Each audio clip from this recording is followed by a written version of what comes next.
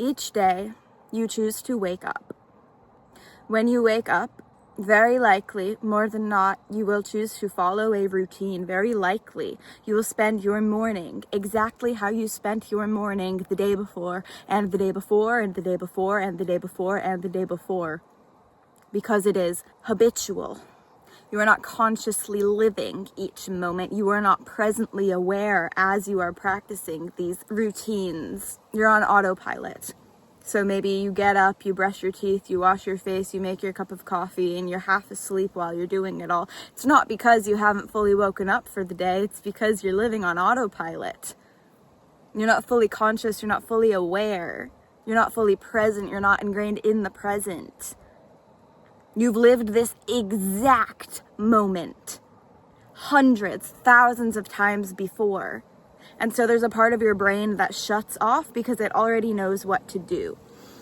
When this part of your brain shuts off, that's living in autopilot. And when you're living in autopilot, you're not present. When you're not present, you can't make the choices that you need to make that will determine how the rest of your life goes. You can't choose to be consciously present. When you're living in autopilot, you have to break out of the autopilot. You have to break out of the loops that you are stuck in. When you're living on autopilot, you're living in the past, and you can't create a new future. The reason why I say past and future aren't real is because the only time you can ever be fully conscious in is right now, right here, right now. You can embrace this moment, always. There's always going to be a present moment.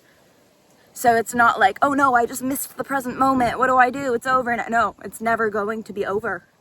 Your life is one long present moment. And I think that we so frequently forget this, and that's why we get caught in autopilot cycles, loops, thought patterns that no longer serve us. So frequently, we tend to live in the past because we are not choosing to be consciously present right here, right now. When you're not consciously choosing to be present right here, right now, you're stuck somewhere else. You're stuck in a falsified past. You're stuck in a falsified future. A moment that isn't even real anymore. Your own imagination, really. I say all of this to remind you that you hold so much more power than you give yourself credit for. It is so easy to be caught in patterns of the past when you are stuck in the same cycles, the same habits, the same thoughts, the same actions. When you are living in autopilot, you're not living in this moment. And when you are not living in this moment, you're giving your power away. You're not harnessing your full power. It seems that we are all addicted to suffering. It seems that we are all addicted to self-sabotaging behaviors, specifically when we choose to live in the past, specifically when we choose to engage in autopilot, specifically when we choose to engage in dissociation. And you may argue that dissociating is not a choice, and I empathize with you there because I know, bro, I dissociate so much, or like I used to. I have in my life dissociated quite a lot. It's not fun. However, something that I'm so super passionate about is learning about quantum physics and neuroscience and the power of the mind and mindfulness and presence. Also, of course, spirituality and how all of this connects spiritually. The Power of Now is a profound book. Becoming Supernatural is a profound book. I haven't finished it yet. I'm reading it currently. I don't know.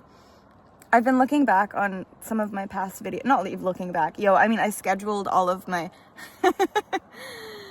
I just scheduled like 10 videos. It's like the previous 10 videos you just saw that were uploaded to my page. They were recorded several months ago, but I finally got around to editing them and finally got around to posting them when I was in a much better place. When I filmed those videos, I was in a very hard place mentally and physically. I was struggling a lot. This is because I was identifying and attaching to my experiences. The mind is a very powerful thing. The present moment is a very powerful thing. It is important to exist in the present moment, but to not identify or attach with the experiences that you are experiencing, and rather to become the observer. Otherwise, you will experience suffering. And honestly, it's fine. It's fine.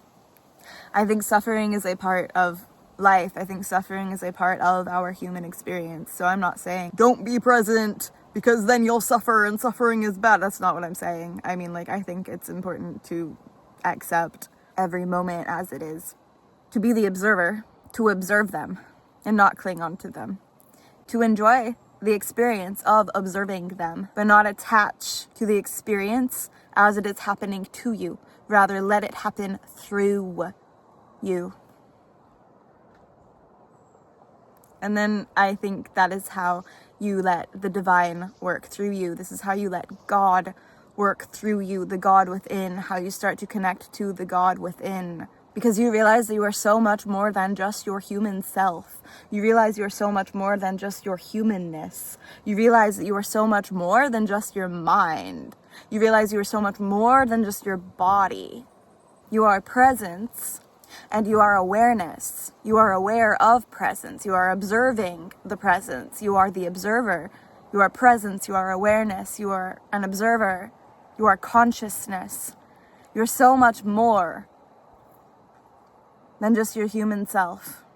And I think when we are caught up in cycles, when we are living in autopilot, when we are caught up in depression or negative thought patterns, negative thought loops, it is so easy for us to forget that we are so much more than our experiences. It can be easy to forget that we need not to identify with our experiences. We need not to let our experiences define us. Rather, just experience them and observe them, witness them as they are, and find the joy and beauty in doing that.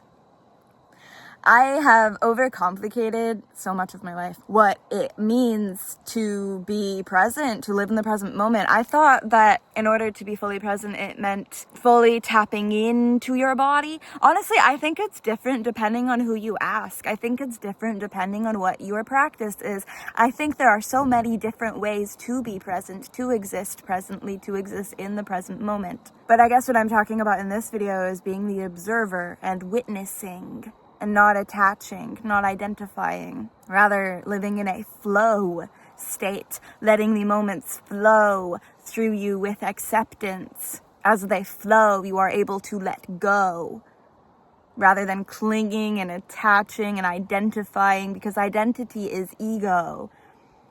Ego is suffering, really. I love you. Thank you for watching this video. If you enjoyed it, give it a thumbs up, hit the subscribe button down below, and I will see you next time. Bye!